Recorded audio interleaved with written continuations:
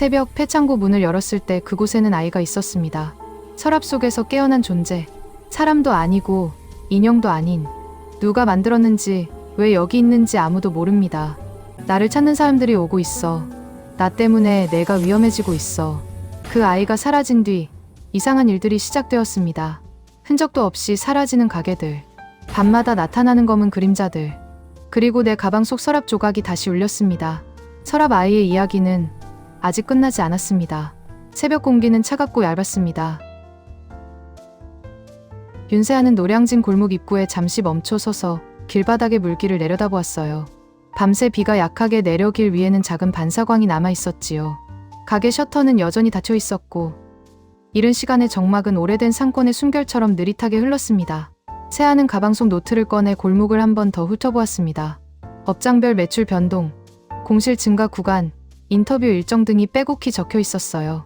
이곳을 기록한 지 8달째였습니다. 조용한 골목을 걷는 그의 걸음은 일정했습니다. 작은 편의점 앞에서 잠시 멈춰 앞치마를 두른 점주를 향해 고개를 숙였습니다. 사장님, 안녕하세요. 어제 말씀하신 택배건은 정리되었습니까? 예, 그래도 뭐 하루하루 버티는 거죠. 짧은 대화였지만 세아는 그 표정에 묘하게 남아있는 체념을 읽어냈습니다. 세아의 일상은 이렇게 시작되었어요. 도시재생연구원이라는 직함은 번듯해 보였지만 계약직이었고 과업마다 책임은 묵직했습니다. 현장은 늘 예측할 수 없었고 사람들의 감정은 데이터보다 복잡했지요. 그럼에도 그는 현장을 떠날 수 없었습니다. 어릴 적부터 변화의 경계에 서 있는 공간을 유독 오래 바라보던 습관 때문이었어요. 철거 직전의 오래된 시장에서, 사라져가는 동네 서점에서, 문이 굳게 닫힌 분식집 앞에서 그는 늘 비슷한 감정을 느꼈습니다. 누군가는 이 흔적을 기록해야 한다. 이 기질은 자연스레 지금의 직업으로 이어졌지요. 그는 성격이 조용했어요. 사람들 앞에서 큰 목소리를 내지 않았고 감정을 드러내는 일도 적었습니다. 대신 오래 관찰했고 작은 저항이나 숨은 갈등 같은 것들을 곧잘 찾아냈지요. 하지만 그런 성향은 장점이면서도 약점이었습니다. 타인의 부담을 스스로 떠안는 습관, 갈등 앞에서 물러나는 태도, 자신보다 현장을 우선하는 책임감. 이 기질은 앞으로의 사건 속에서 계속 흔들릴 준비를 하고 있었어요. 세아는 그 사실을 아직 모른 채 보고서를 정리하기 위해 근처 공용 카페로 향했습니다. 두 손으로 문을 밀며 카페 안으로 들어서자 따뜻한 공기와 약한 커피향이 감싸왔습니다. 모니터를 켜고 데이터를 열어보는 순간 휴대전화가 울렸어요. 화면에는 짧은 메시지가 떠 있었습니다. 윤 연구원님, 오늘 회의는 보고서만 간단히 검토하겠습니다.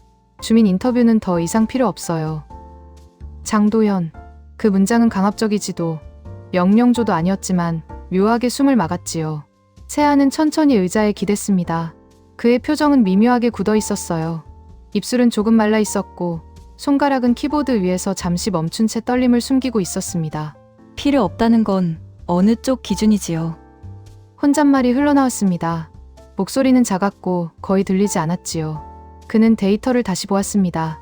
공실이 늘어난 구간, 장사를 포기한 노점, 인터뷰에서 터져나온 상인들의 불안, 재개발 일정표, 이 모든 요소가 한 지점으로 모이고 있었습니다. 이 보고서가 누군가에게는 걸림돌이겠지요. 그는 스스로에게 물으며 노트를 덮었습니다. 창밖에는 아침 햇빛이 건물 벽을 타고 내려오고 있었습니다. 골목은 조금씩 깨어나고 있었어요. 세아는 그 장면을 잠시 바라보다 조용히 숨을 고르며 속삭였습니다. 오늘은 쉬운 하루가 되지 않겠지요. 그가 모르는 사이 갈등의 씨앗은 이미 자라기 시작하고 있었습니다. 상권을 지키려는 목소리와 개발을 앞당기려는 힘. 그 사이에서 세아가 어떤 선택을 하게 될지 아직 아무도 알지 못했습니다. 단지 한 가지 사실만은 분명했지요. 오늘의 작은 균열이 앞으로 그를 완전히 다른 길로 이끌어갈 것이라는 점. 아침 회의실 공기는 어색하게 고요했습니다. 윤세아는 들고 온 자료철을 조심스럽게 책상 위에 내려놓았습니다. 종이 모서리가 닿는 소리만 또렷하게 퍼졌습니다. 장도연 과장은 이미 회의실 중앙에 앉아 있었어요. 표정은 단단했고 눈빛은 서두를 여유조차 주지 않았습니다. 윤 연구원님, 인터뷰 자료는 여기까지면 됩니다. 주민 감정선은 더 파고들 필요 없어요. 세아는 잠시 숨을 들이켰습니다. 회의실 벽에 붙은 오래된 지도, 공사 예정지 표시, 빽빽한 숫자들. 그는 고개를 들었지만 말을 쉽게 이을 수 없었습니다. 과장님 지난달 조사에서 위험 신호가 분명했지요. 공실 증가 속도가 너무 빠릅니다. 이대로 보고서를 줄이면 위에서는 속도전을 원합니다. 주민 의견은 이미 충분히 수집했어요. 그 말은 사실이 아니었습니다. 지난주에도 가게 둘을 더 닫았습니다. 상인회장은 연일 대화가 필요하다고 요청했지요. 세아는 알고 있었어요. 지금 멈추면 보고서의 일부가 빈칸처럼 남을 것이라는 걸. 그러나 과장의 표정은 변하지 않았습니다. 윤 연구원님, 이해해 주세요. 여기서 더 나가면 불필요한 잡음이 생깁니다. 회의는 10분도 되지 않아 끝났습니다. 세아는 문 밖을 나서며 조용히 한숨을 내쉬었습니다. 보고서를 줄이라는 말보다 감정선이라는 단어를 잘라낸 태도가 더 무겁게 남았지요. 그날 오후 세아는 노량진 골목을 다시 찾았습니다. 폐업한 분식집 앞에는 세 종이 문구가 붙어 있었어요. 임대 문의. 그 글자 앞에서 세아는 잠시 멈췄습니다. 점심시간이 가까워오는데도 상권은 한산했습니다. 몇몇 가게에서는 잔잔한 라디오만 흘러나왔고 손님은 거의 없었어요. 그때 편의점 점주가 그를 발견하고 고개를 끄덕였습니다. 윤 연구원님, 또 조사하러 오셨나요? 예. 오늘은 상황만 조금 더 보려고요. 여기 사람들 요즘 말이 많습니다. 개발이 빨라진다느니 2주 통지가 곧 나온다느니 다들 불안해하지요. 세아는 말없이 그 이야기를 들었습니다. 주민들의 불안은 단순한 소문이 아니었습니다. 잡음으로 묻기에는 삶의 문제였지요. 확인해 보겠습니다. 조금만 더 말씀 나눌 수 있을까요? 예. 뭐라도 도움이 된다면요. 그날 인터뷰는 오래 이어지지 않았습니다. 점주는 말끝마다 조심스러웠고 주변을 한 번씩 둘러보며 말을 골랐습니다. 세아는 그 선택의 무게를 짐작할 수 있었습니다. 저녁이 가까워지자 카페에서 보고서를 다시 열어본 세아는 손가락을 멈추었습니다. 삭제된 인터뷰, 항목, 지워진 주민 의견, 축약된 갈등 구간. 이대로 제출하면 정말 괜찮을까요? 혼잣말은 낮게 깔렸지만 흔들림은 분명했습니다. 버스 창문 너머로 석양이 기울고 있었습니다. 건물 외벽은 붉은 빛을 받으며 길게 그림자를 드리웠어요. 하루가 끝나는 풍경 속에서 그는 두 가지 생각을 동시에 붙잡았습니다. 지시에 따르자, 그리고 하지만 이대로 두면 안 된다. 그 두 문장이 서로를 밀어내며 흔들렸습니다. 보고서를 완성해야 하는 책임과 현장을 지켜야 한다는 양심이 충돌하고 있었어요. 밤이 깊어갈수록 고민도 무거워졌습니다. 세아는 노트 앞에 한 문장을 적고 천천히 펜을 내려놓았습니다. 내일은 누구의 편에 서야 합니까? 그는 대답을 얻지 못한 채 불을 끄고 자리에서 일어섰습니다. 하지만 마음 한구석에서는 이미 작고 단단한 결심이 태어나고 있었습니다. 그 결심은 세 장에서 더 뚜렷한 형태를 갖추게 될 것이었지요. 다음 날 아침, 부서 전체 메신저로 한 통의 공지가 올라왔습니다. 개발사업 보고 일정 조정, 초안은 이번 주 내 확정 예정. 세아는 그 문장을 반복해서 읽었습니다. 손끝이 식어갔습니다. 보고서가 조기 확정된다는 말은 사실상 주민 의견이 더 이상 반영될 가능성이 없다는 뜻이었지요. 그는 책상 위에 놓인 노트북을 조용히 닫았습니다. 마음 한켠에서 어제 적어놓았던 문장이 다시 떠올랐습니다. 내일은 누구의 편에 서야 합니까? 그 질문은 이제 더 이상 내일의 문제가 아니었습니다. 오늘 결정을 내려야 했지요. 회의실에서는 단기 일정 논의가 빠르게 이어졌습니다. 도연 과장은 능숙한 말투로 보고서 흐름을 설명했습니다. 잠시 후 과장이 세아를 불렀습니다. 윤 연구원님, 주민 의견 항목은 축약해 주세요. 너무 상세하면 전달력이 떨어집니다. 네, 알겠습니다. 라고 답했지만 목소리는 단단하지 않았습니다. 과장은 세아의 눈빛을 잠시 스쳐보았습니다. 무슨 문제라도 있습니까? 아닙니다. 조금 더 검토하겠습니다. 검토는 좋지만 일정이 최우선입니다. 대화는 거기까지였습니다. 세아는 더 말하지 않았습니다. 말해도 바뀌지 않을 거라는 걸 알고 있었지요. 하지만 마음속 압력은 점점 높아지고 있었습니다.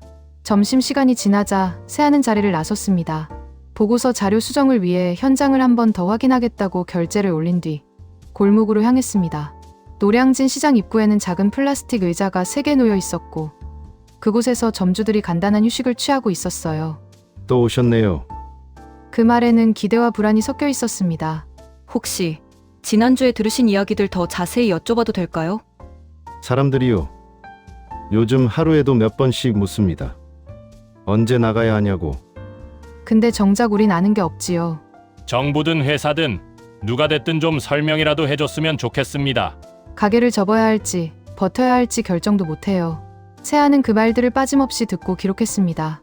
메모장은 금세 빼곡해졌지만 마음은 무거워졌습니다. 인터뷰를 마친 뒤 그는 근처 다리 아래에서 잠시 숨을 골랐습니다. 가을 바람이 부드럽게 스쳤고 강물은 잔잔했습니다. 그는 휴대전화 메모를 열어 어제의 문장 아래에 새로운 문장을 덧붙였습니다. 사람들은 단순한 의견이 아니라 방향을 요구하고 있다. 사무실로 돌아온 세아는 보고서를 처음부터 다시 검토했습니다. 주민 의견 항목은 지나치게 축약되어 있었고 문제 지점이 흐릿하게 처리되어 있었습니다. 그는 조심스럽게 그러나 분명한 손길로 문장을 다시 썼습니다. 감정적 표현은 지우고 사실과 수치를 중심으로 구조를 다듬었습니다. 그러나 축약 대신 정확성 강화라는 방식으로 풀어냈습니다. 잠시 후 도영 과장이 뒤에서 그를 불렀습니다. 윤 연구원님, 보고서 수정 중입니까? 예. 추가 확증 자료가 있어 내용을 조금 정리하고 있습니다. 과장은 화면을 살펴보더니 한 문장에 시선을 멈추었습니다. 지역 내 생업 기반의 급격한 축소로 인해 향후 갈등 요인이 커질 가능성이 있음. 과장의 눈빛이 잠시 흔들렸습니다. 이 표현은 조금 과한 것 아닙니까? 사실 그대로입니다. 도연은 말없이 세아를 바라보았습니다. 정면으로 부딪힌 건 이번이 처음이었지요. 짧은 침묵 후 도연은 고개를 돌렸습니다. 자료를 정리한 뒤 다시 보고하세요. 그는 그 말만 남기고 자리를 떠났습니다. 세아는 모니터 앞에서 작은 숨을 내쉬었습니다. 두려움이 없는 것은 아니었습니다. 그러나 오늘의 선택이 잘못된 것은 아니라는 감각이 조용히 살아났습니다. 그리고 그 감각은 이제 방향이 되려고 했습니다. 세 장의 마지막에 세아는 마음속으로 한 문장을 재확인했습니다. 타협이 아니라 균형을 찾아야 한다. 그 결심은 다음 장에서 더 강한 현실과 마주하게 될 것입니다. 윤서는 다음날 아침 평소보다 일찍 출근했습니다. 사무실 문을 열자 특유의 정적인 공기가 느껴졌습니다. 아무도 오지 않은 공간에 형광등, 불빛만이 차갑게 반사되고 있었습니다. 윤서는 코트를 벗어 의자에 걸고 천천히 책상 위 서류들을 정리했습니다. 손끝이 약간 떨렸지만 마음 한구석에서는 이상한 평정이 자리하고 있었습니다. 어젯밤 민호의 설계 수정 지시를 확인하며 세운 작은 결심이 생각보다 크게 자리 잡고 있었기 때문입니다. 윤서는 오늘 팀 회의에서 무언가를 말해야 한다고 느꼈습니다. 그동안 미뤄둔 문제였고 누군가는 짚고 넘어가야 할 사안이었습니다. 데이터 왜곡, 일정 과부하, 설계 변경의 반복. 모두 알고 있었지만 아무도 목소리를 내지 않았습니다. 커피를 내리며 창밖을 바라보았습니다. 회색빛 도시가 천천히 밝아지는 모습이 보였습니다. 출근길 버스들이 줄지어 도착하고 지하철 입구에서는 사람들이 쏟아져 나왔습니다. 잠시 후 직원들이 하나둘 사무실로 들어오기 시작했습니다. 익숙한 인사들이 오갔지만 윤서는 그 속에서도 어제와 다른 긴장감을 느꼈습니다. 민호 역시 자연스럽게 출근의 책상에 앉았습니다. 표정은 평소와 같았지만 윤서는 그 안에서 설명하기 어려운 거리감을 느꼈습니다. 윤서 씨, 어제 수정 사항 검토해 봤어요? 네, 확인했습니다. 오늘 회의에서 그 부분 먼저 이야기할 겁니다. 준비해 주세요. 알겠습니다. 윤서는 평온하게 답했습니다. 하지만 속마음은 단순한 준비 이상이었습니다. 말해야 할 때가 왔다고 느꼈습니다. 회의실에 들어서자 직원들이 이미 자리를 잡고 있었습니다. 공기의 흐름은 묵직했습니다. 최근 일정이 많은 탓에 다들 피로가 쌓여 있었고 누구도 먼저 말을 꺼내려 하지 않았습니다. 민호가 회의를 시작했습니다. 그는 평소처럼 침착한 목소리였지만 그 안에는 어느 정도의 긴박함이 배어 있었습니다. 이번 수정 사항부터 정리하겠습니다. 윤서 씨, 설명 부탁드립니다. 모든 시선이 윤서에게 향했습니다. 손바닥에 땀이 맺히는 것이 느껴졌습니다. 하지만 숨을 고르자 바로 안정이 찾아왔습니다. 어젯밤 준비하며 다진 마음 덕분이었습니다. 이번 설계 변경은 필요한 조치지만 현재 일정과 투입 인력을 고려하면 지속적인 변경은 품질 관리에 큰 위험을 줄 수 있습니다. 회의실 안이 조금 정적에 휩싸였습니다. 아무도 쉽게 반응하지 못한 듯 했습니다. 윤서는 말을 이어갔습니다. 추가적인 변경이 들어올 가능성이 있다면 초반 단계에서 기준을 확정하고 오류를 줄일 수 있도록 업무 흐름을 다시 잡는 것이 필요합니다. 그래야 팀 전체가 감당할 수 있습니다. 민호가 잠시 윤서를 바라봤습니다. 이전과는 다른 시선이었습니다. 놀라움 혹은 예상하지 못한 안정감이 섞여 있는 표정이었습니다. 그 말은 우리 프로세스를 다시 정비하자는 건가요? 네, 그렇습니다. 직원들이 작은 목소리로 서로 의견을 나누기 시작했습니다. 모두가 알고 있었지만 말하지 못했던 문제였습니다. 윤서가 먼저 입을 열자 숨겨져 있던 피로와 부담이 조금씩 드러나는 분위기였습니다. 민호는 한동안 침묵했습니다. 손가락으로 펜을 굴리며 생각에 잠긴 듯했습니다. 그리고 천천히 말했습니다. 좋습니다. 그러면 오늘은 각자의 업무 흐름과 문제 지점을 정리해서 공유합시다. 윤서 씨 의견은 일단 긍정적으로 검토하겠습니다. 그 말은 공식적인 수락이 아니었지만 회의실 공기의 방향을 바꾸기에는 충분했습니다. 직원들이 조금씩 안도의 표정을 보였습니다. 윤서도 마음이 조금 풀렸습니다. 하지만 회의가 끝난 뒤 자리에 돌아온 윤서는 알았습니다. 이것은 단순한 시작일 뿐이라는 것을. 구조를 바꾼다는 말은 곧 저항을 마주한다는 의미이기도 했습니다. 책상에 앉아 모니터를 켜는 순간 윤서는 자신이 선택한 길이 쉽지 않다는 사실을 다시 한번 느꼈습니다. 그러나 마음 한편에서는 결심이 더 단단해지고 있었습니다. 다음 장에서는 더 큰 균열과 변화의 조짐이 이어질 것입니다. 회의 이후 며칠 동안 팀의 분위기는 이전과 조금 달라졌습니다. 조용했지만 단순한 정적이 아니라 어디선가 미세하게 긴장된 공기가 흘렀습니다. 윤서는 자신의 말이 팀 전체의 흐름을 건드렸다는 것을 알고 있었습니다. 누구도 직접 말하지 않았지만 변화가 시작되었다는 신호였습니다. 업무 요청창에는 새로운 수정 지시들이 천천히 올라오고 있었습니다. 예전 같으면 숨이 턱 막힐 만큼 부담이 느껴졌겠지만 지금은 오히려 차분하게 정리할 수 있었습니다. 문제를 정확히 보려고 마음가짐이 바뀌었기 때문이었습니다. 무엇보다 이제는 혼자 감당해야 한다는 느낌이 더 이상 강하게 밀려오지 않았습니다. 그러나 예상치 못한 일은 예기치 않은 순간에 찾아왔습니다. 점심 무렵 민호가 윤서를 호출했습니다. 그의 목소리는 평소보다 낮았고 설명하기 어려운 복합적 감정이 섞여 있었습니다. 윤서는 조용히 민호의 자리로 걸어갔습니다. 모니터 2개가 켜진 채 프로젝트 일정표가 펼쳐져 있었고 데이터 흐름 안에는 다양한 변수들이 복잡하게 얽혀 있었습니다. 윤서 씨, 지난번 회의에서 했던 의견 사실 생각보다 훨씬 많은 부분을 흔들어 놓고 있어요. 윤서는 잠시 숨을 골랐습니다. 직감적으로 알 수 있었습니다. 지금부터 이어질 대화는 갈등의 중심으로 들어가는 단계라는 것을. 무슨 말씀이신가요? 업무 흐름을 조정하려면 각 파트의 역할도 다시 정리해야 합니다. 그런데 일부 파트에서는 그걸 부담이나 불만으로 받아들이고 있어요. 특히 팀장급 직원 몇 분이 변화에 난색을 보이고 있습니다. 윤서는 차가운 바람이 스치는 듯한 감각을 느꼈습니다. 예상했던 일이었지만 막상 현실이 되자 긴장이 밀려왔습니다. 그분들께서 제 의견 때문에 불편해하신 건가요? 정확히 말하자면 그 의견을 누가 냈느냐가 문제라기보다 변화 자체가 부담스러운 거죠. 하지만 그들이 절대 틀렸다는 건 아닙니다. 변화는 늘 누군가에게는 위험이니까요. 윤서는 생각에 잠겼습니다. 자신이 내놓은 제안이 올바른 방향임을 믿었지만 그 방향이 모두에게 같은 의미는 아니라는 점도 잘 알고 있었습니다. 그래서 윤서 씨의 생각을 조금 더 듣고 싶습니다. 왜 그런 구조 변화가 필요하다고 느꼈는지, 어느 지점이 가장 시급하다고 본 건지, 그냥 회의용 의견이 아니라 진짜 의도를 알고 싶어요. 질문은 부드러웠지만 그 안에는 날카로운 분석이 담겨 있었습니다. 윤서는 깊게 숨을 들이쉬었습니다. 저는 지금의 방식으로는 더 큰 사고가 날 가능성이 있다고 생각했어요.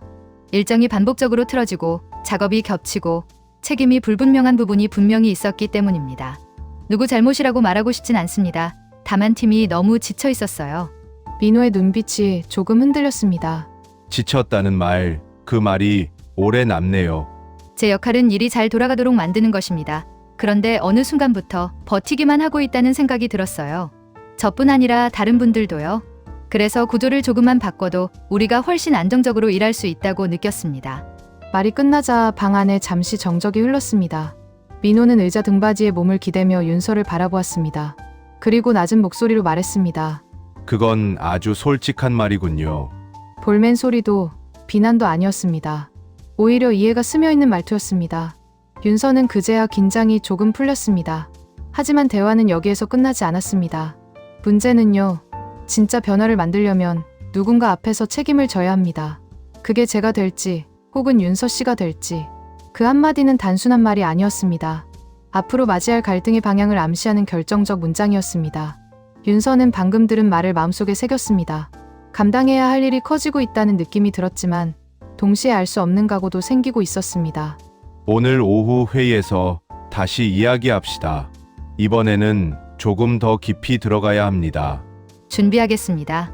민호의 자리에서 나와 사무실로 걸어가면서 윤서는 자신도 모르게 주먹을 가볍게 쥐었습니다. 두려움과 결심이 동시에 자리 잡고 있었고 그 감정들은 앞으로의 전개가 더욱 깊어질 것을 예고하고 있었습니다. 그리고 뭔가 더 큰 균열이 곧 드러날 것이라는 불길한 예감도 천천히 올라오기 시작했습니다. 오후 회의가 시작되기 전 사무실은 평소보다 미묘한 긴장감으로 채워져 있었습니다. 직원들은 각자 모니터를 바라보며 일하는 척했지만 눈길이 자꾸 회의실 문을 향했습니다. 윤서 역시 그러했습니다. 오전에 민호와 나눈 대화가 계속 머릿속에 남아 있었습니다. 누군가 책임을 져야 한다는 말. 그 말은 간단한 문장이지만 윤서에게는 여러 의미를 담아 밀려왔습니다. 회의실로 들어섰을 때 이미 몇몇 직원이 자리에 있었습니다. 팀장급 직원들도 모두 참석해 있었고 표정은 단단했습니다. 서로의 눈빛에 설명하기 어려운 거리감이 잠시 스쳤습니다. 윤서는 의자에 앉아 서류를 정리하며 마음을 가다듬었습니다. 오늘은 단순한 논의가 아니라 팀의 구조 변화를 본격적으로 다루는 회의가 될 것이라는 사실을 모두 알고 있었습니다. 잠시 후 민호가 회의실 문을 닫으며 자리에 앉았습니다. 분위기는 단번에 정중한 긴장감으로 바뀌었습니다. 그럼 시작하겠습니다. 처음에는 일반적인 업무 보고가 간단히 이어졌습니다. 그러나 누구나 알고 있었습니다. 오늘의 핵심은 그 다음이라는 것을. 이제 프로젝트 관리 구조에 대한 논의를 진행하겠습니다. 민호가 말하자 회의실 안의 공기가 잠시 멈춘 듯 했습니다. 최근 일정 지연과 반복 수정 문제를 검토해 본 결과 내부 프로세스 조정이 필요하다는 의견이 제기되었습니다. 직원들의 눈이 자연스럽게 윤서를 향했습니다. 시선은 날카롭지 않았지만 무게가 느껴졌습니다. 해당 의견을 제시한 윤서 씨에게 먼저 상황 분석을 듣겠습니다. 윤서는 준비해둔 자료를 펼쳤습니다. 손끝이 약간 떨렸지만 앞을 바라보는 눈은 흔들리지 않았습니다. 현재 저희 팀의 일정 지연은 개인 역량 문제라기보다 구조적인 문제라고 판단했습니다. 업무 흐름상에서 반복적으로 병목이 발생하는 지점이 있고 파트 간 협업 구조도 명확하지 않은 부분이 있습니다. 이를 조정하지 않으면 계속해서 업무가 뒤로 밀리고 업무 부담도 누적됩니다. 그 병목이라는 게 어느 부분을 말하는 겁니까? 목소리는 예의가 있었지만 방어적인 기색이 완전히 숨겨지지는 않았습니다. 주요項목은 초기 검토 단계와 오류 확인 단계입니다. 특히 초기 검토가 늦어지면 전체 일정이 연쇄적으로 흔들리고 그 결과로 중후반부 팀원들이 과부하를 겪게 됩니다. 그럼 그걸 개선하려면 우리 팀 구조를 완전히 다시 짜야 한다는 말인가요? 완전히는 아닙니다. 다만 각 단계별 책임 구분을 명확히 하고 일정 변경이 있을 경우 의사결정 권한을 초기에 집중시키는 방식으로 단순화할 수 있습니다. 그 순간 회의실 뒤쪽에서 낮은 목소리가 들렸습니다. 그렇게 되면 누군가 일을 더 맡아야 한다는 소리잖아. 속삭임이었지만 모두 들을 수 있을 만큼 선명한 말이었습니다. 윤서는 즉시 반응하지 않았습니다. 대신 종이에 적힌 문장을 다시 떠올리며 말을 이어갔습니다. 업무 등가가 아니라 업무를 안정적으로 분배하자는 취지입니다. 지금은 모두가 예상보다 많은 수정 작업을 하고 있고 그 과정이 계속 누적되고 있습니다. 이를 줄이기 위해선 초반 구조를 조정하는 것이 가장 효율적이라고 판단했습니다. 저도 윤서 씨 의견을 검토해 봤습니다. 실제로 일정상 병목은 계속 있었고 이 문제를 해결하지 않으면 같은 오류가 반복될 겁니다. 그 말에 몇몇 팀장의 얼굴이 굳어졌습니다. 하지만 부정할 수는 없었고 회의실에는 짧은 침묵이 흘렀습니다. 변화가 쉽지 않다는 걸 잘 알고 있습니다. 하지만 더 늦기 전에 구조를 정비해야 합니다. 그래서 오늘은 각 파트에서 조정할 수 있는 부분을 먼저 나누어 논의하려 합니다. 여기서부터 회의는 훨씬 세부적인 논의로 이어졌습니다. 일부 파트에서는 윤서의 의견에 동의했고 또 다른 파트에서는 조심스러운 반대 의견을 내놓았습니다.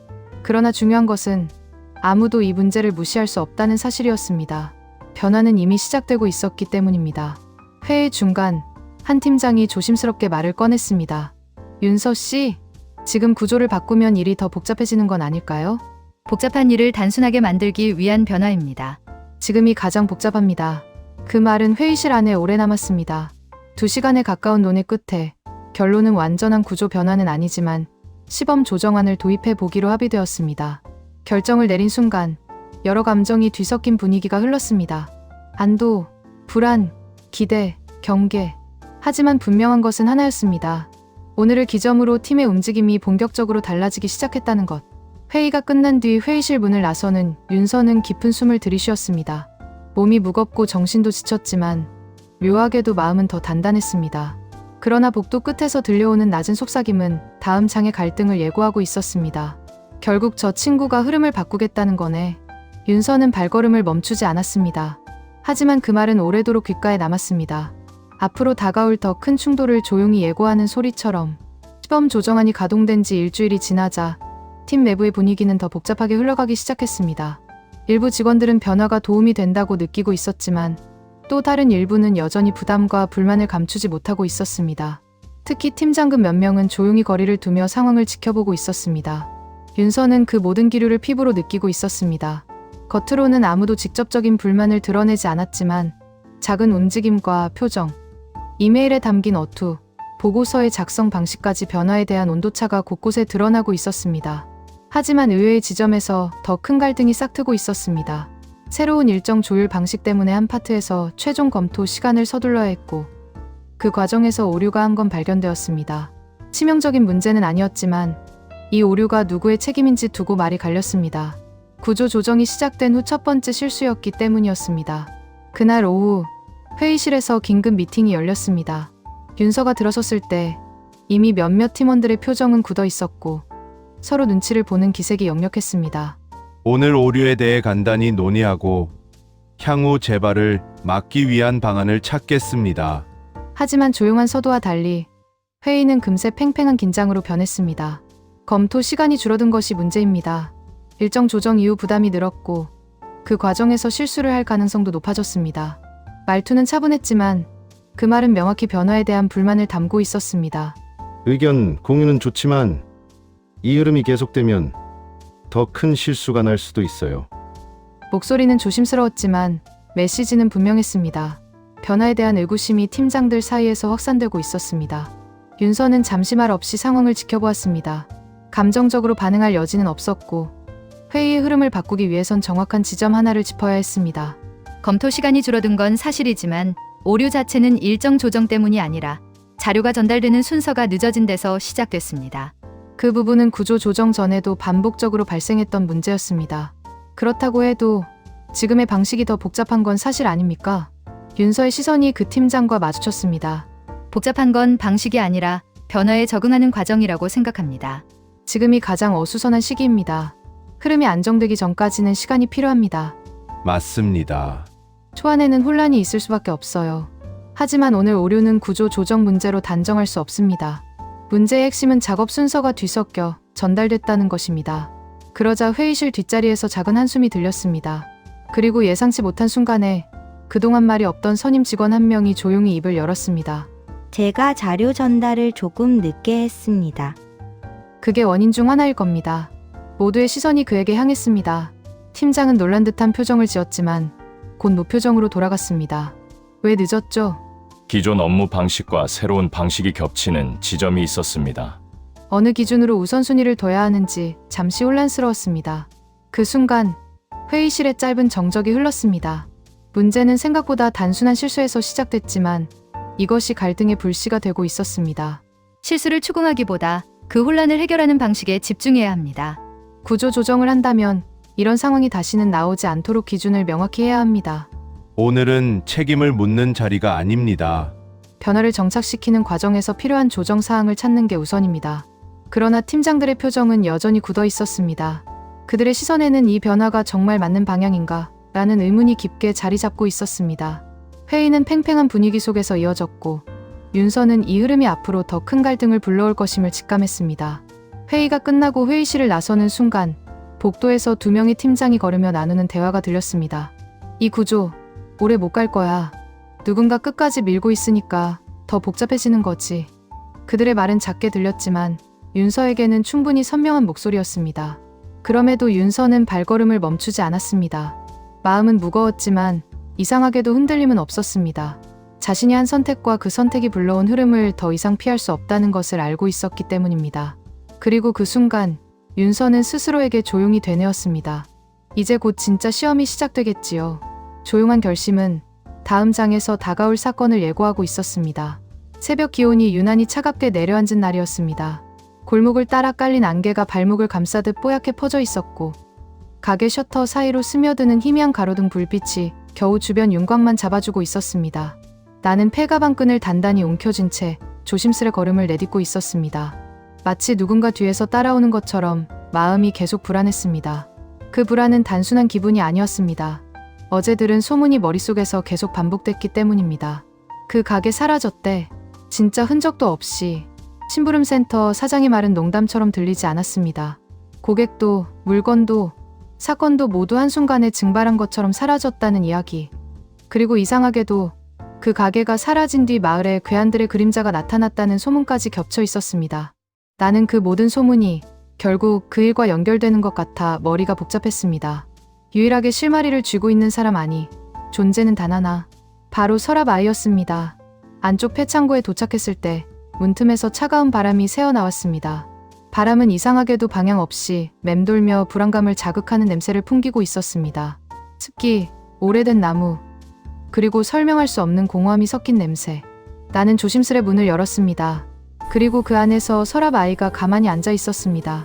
작은 목은 아래로 숙여져 있었고 어깨가 아주 미세하게 떨리고 있었습니다. 가까이 다가가자 아이는 천천히 고개를 들었습니다. 왔구나. 낮고 힘없는 목소리였습니다.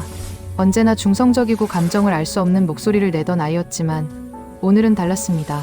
어딘가 무너진 것 같은 목소리. 괜찮아? 내가 묻자 아이는 잠시 대답하지 않았습니다. 대신 허공을 바라보듯 고개를 옆으로 돌렸습니다. 그들이 움직이기 시작했어. 그 말은 예상했음에도 불구하고 몸을 강하게 긴장시키는 힘을 가지고 있었습니다. 그들, 소문 속 괴한들, 아니면 내가 찾고 있는 사람들. 그리고 나를 만든 사람들. 숨이 멎는 느낌이 들었습니다. 서랍 아이가 스스로의 출처를 직접 언급한 것은 처음이었습니다. 나는 입술을 깨물었습니다. 그래서 너는 어떻게 하고 싶은데? 아이는 천천히 일어섰습니다. 동작 하나하나가 사람처럼 자연스럽기도 했고 인형처럼 뻣뻣하기도 했습니다. 사라질 거야. 뭐, 심장이 순간 멎는 듯 했습니다. 왜? 나 때문에 내가 위험해지고 있어. 나를 찾는 존재들이 원하는 건 너도 아니고 사건도 아니야. 오직 나야. 그럼 내가 사라지면 모두 멈출 거야. 그 말은 너무도 단단하고 결정적이었습니다. 설득의 여지도 없는 단정. 하지만 나는 곧바로 반박했습니다. 근데 너는 내가 뭔지도 아직 다 모른다며. 내가 왜 만들어졌는지도, 왜 서랍에서 깨어났는지도, 그걸 모른 채 사라지면. 괜찮아. 나는 알고 싶지 않아. 왜? 알게 되면 너를 놓을 수 없을 것 같아서. 나는 말문이 막혔습니다. 아이의 말은 설명할 수 없는 울림을 가지고 있었습니다. 감정이라기보다는 오래된 기억 파편이 겨우 의식 위로 떠오른 듯한 느낌. 그래도 난 말을 이어가려는 순간 밖에서 누군가의 발소리가 들렸습니다. 바스락, 바스락. 폐창고의 낡은 나무판 사이를 밟는 분명한 발소리. 서랍 아이가 고개를 돌렸습니다. 봤어. 그 말과 동시에 아이는 내 손을 잡았습니다. 차갑지만 단단한 손가락. 도망가. 너는?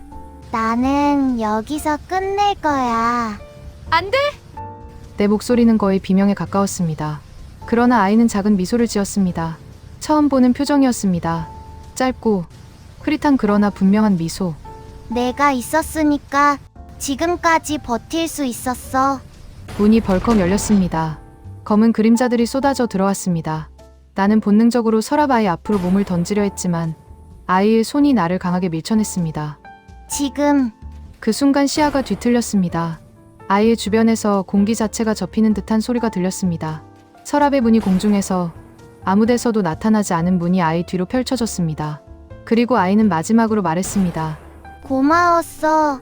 문이 닫히는 소리, 빛이 꺼지듯 아이의 존재가 사라지는 감각, 거대한 정적. 나는 무릎을 꿇었습니다. 그리고 몇 초 뒤 그림자들이 모두 동시에 멈추더니 사라졌습니다. 흐릿하게 연기가 퍼지듯 그들의 존재 자체가 지워지는 느낌이었습니다. 폐창고 안엔 나 혼자만 남았습니다. 서랍 아이가 있던 자리엔 아무것도 없었습니다. 나는 그 자리에 오래도록 앉아 있었습니다. 손바닥 안에 남은 차가운 감촉만이 아이가 분명 존재했다는 증거였습니다. 그리고 그 순간 전혀 예상하지 못한 일이 벌어졌습니다. 내 가방 속 조용히 잠겨있던 작은 서랍 조각이 갑자기 툭 하고 울렸습니다. 나는 숨을 삼켰습니다. 아이의 이야기는 아무것도 끝나지 않은 것입니다.